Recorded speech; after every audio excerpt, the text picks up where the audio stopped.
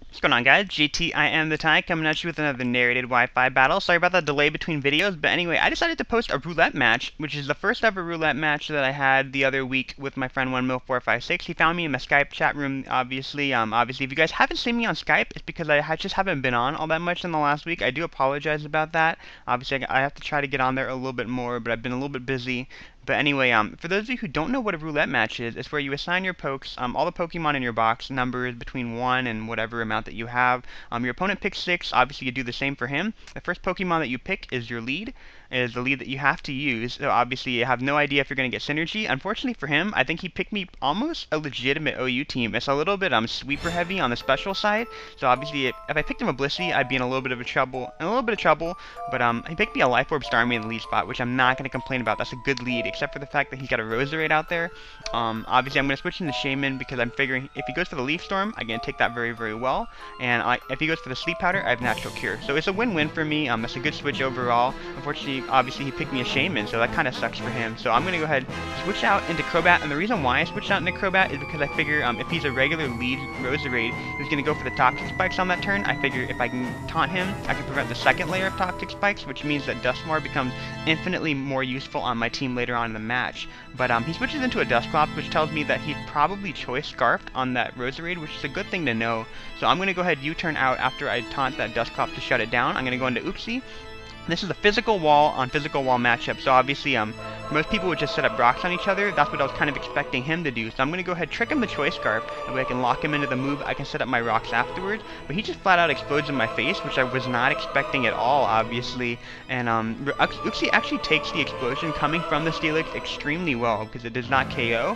And factoring in the leftover recovery I'm going to get, he did a little bit below half, basically. So Uxie took that hit really, really nicely. And now he's going to go ahead and switch into Porygon Z. Now I don't know what type of Porygon Z this is. If it had the download ability, I would know for certain that it's choiced, obviously. But obviously I want to see what type of Porygon Z it is. If it's a Choice Scarf one and he doesn't lock himself in the Tri-Attack, I actually don't think he can take out the Uxie. So I can go for the T-Wave, set up some rocks, do something like that, and then threaten him out. And obviously at the same time, I don't want to switch out into Heatran in case he nasty plots, because I don't think I can one-hit KO him because I don't have rocks up yet. So I go into Heatran now, because I get the feeling that he choiced. Obviously I don't know whether he's Spec or Scarfed really at this point, but I figure I'm going to go for Fire Blast. The chances of me picking him a Heatran is kind of slim, so I didn't feel like over-predicting at that point. So he switches into a Dusclops, and obviously I get the burn on him, which is actually very, very unfortunate. I really don't want to play around with the mist and the possible him hitting me with an Earthquake thing, even though I did get that burn on him. So I'm going to switch into Starmie. I know I can take the Earthquake really, really well with the Starmie factoring in that burn. Even if he goes for the Shadow Sneak, it's stab, but it has such a low base power, and he's burned. I'm not going to be doing all too much, and obviously I was kind of hoping I could bait the Roserade out, because I do want to take that thing out. I believe it's the fastest thing in the match, so I decided to go for the Ice Beam. I thought it was going to kill Dusclops anyway, but anyway, he switches out the Roserade. Since I have a good feeling that it's Scarfed, I'm going to go ahead and go back out into Nosferatu. I'm predicting the Leaf Storm, but he actually goes for a Shadow Ball, and Shadow Ball is really not doing all too much to Nosferatu either, so obviously this is a good chance for me to go ahead and try to finish off the Roserade if he's crazy enough to stay in. I'm going to go straight for the Brave Bird, but he actually switches into a Donphan, who takes it pretty decently, obviously. He could set up rocks right here, and I kind of think that's what he might do, and he actually goes for the Roar. Now, he actually packs Stone Edge on this Donphan, which I think is a little bit of a misplay. I think he should have gone for the Stone Edge right off the bat on the Crobat. If he was Adamant Max Attack, I'm pretty sure that would have one-shot me as long as he didn't miss, and that would put a lot more pressure on me later on in the match to keep Heatran around for that Roserade. But obviously, since he didn't do that, I'm going to go ahead and U-turn in his face, go out into Dusknoir. This is actually my Trick Room Dusknoir, so the only attacking move that I have is Shadow Sneak. So obviously, I really can't do anything to Porygon Z other than burn him. I don't want to have that particular matchup. I don't know if he knows that I have that. But I'm going to go for the Willow on the Donphan. I could switch into Starmie at this point, but because based on the damage that he's doing with the Stone Edge, I really don't see the point in switching. I don't even think he's doing 40. Even if he goes for an Ice Shard, it's not going to be doing all too much damage to me either. I'm pretty much recovering more damage than he's actually doing to me right now. So that's why I'm staying in, really. I'm just going to go ahead and stall him out. And obviously, if I switch into Starmie, he's just going to switch into Roserade. If he switches into a Roserade on a Dusknoir, he's going to have to lock himself into something really peculiar, which is kind of what I was kind of hoping he'd do. Now, I am expecting a Shadow Ball here in this scenario, so I'm going to switch into the Torch, obviously predicting a Shadow Ball or a Leaf Storm or something like that, but he actually goes for the Sleep Powder, because he's like, you know what, I'm gonna take the chance, because he really needs a Heatran to go to sleep.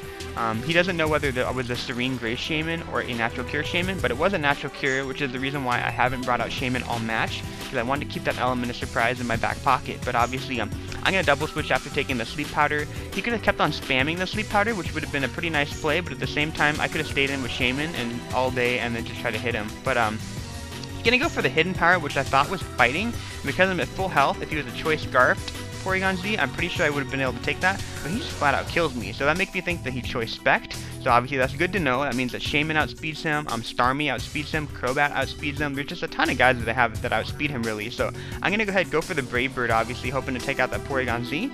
He actually switches in the Roserade, which is a little bit of a bobble on his part, I think, because obviously his Roserade is probably the most threatening thing that he had on his side, and now that it's out of the match, he doesn't, like, my team's a lot faster than his, so that's a really big blow to his team.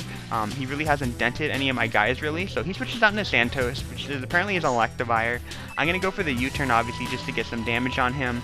I actually do a pretty sizable chunk considering it's a Crobat using U-turn. So I'm going to go into Dusknoir, because I'm pretty sure most of them are physical. Even if he's special, Dusknoir has pretty good defenses on both sides, and obviously because I do expect him to be physical, I'm just going to go for the Willow here, and he's actually going to go for the Earthquake.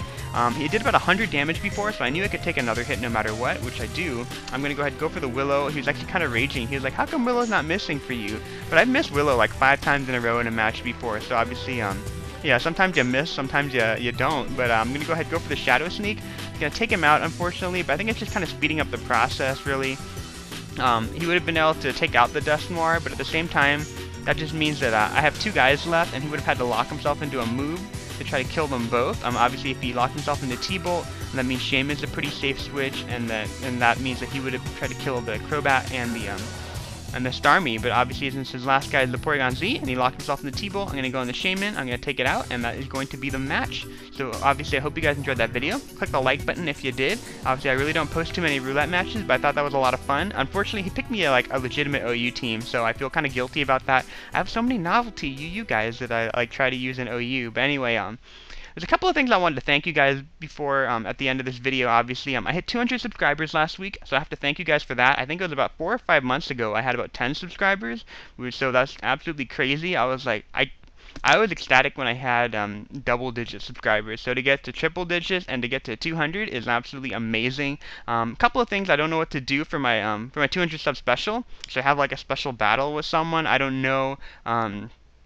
Should I have like a theme match where I use like all Blastoises or something like that? Give me some feedback, guys. Let me know what you guys want to see. If you guys want to see a Q&A, you guys can ask me questions and I can answer them in a video. That's actually really easy. And then another topic is what should I do for my next Let's Play? Obviously, most of the time I can only get on YouTube at night. So most of the time when I go into the chat room, it's dead silent in there. So there's not a whole lot to find in terms of battling, which is why I end up doing Let's Plays. And then plus when I do the Let's Plays, it actually drags a lot of new people into the community, which I think is really cool. So that's the reason why I do them, but I don't know what to do for my next Let's Play. Obviously I would do Final Fantasy VII, but it's like a 100-parter, and I really don't want to tackle something that big, especially with the MCAT coming around. So I was thinking maybe like Super Mario World or Super Mario Brothers 3 or Kirby Superstar, something like that. But give me guys some feedback as to what game you might want to see, and obviously I hope you guys enjoyed that video. I'll catch you guys another time. Bye.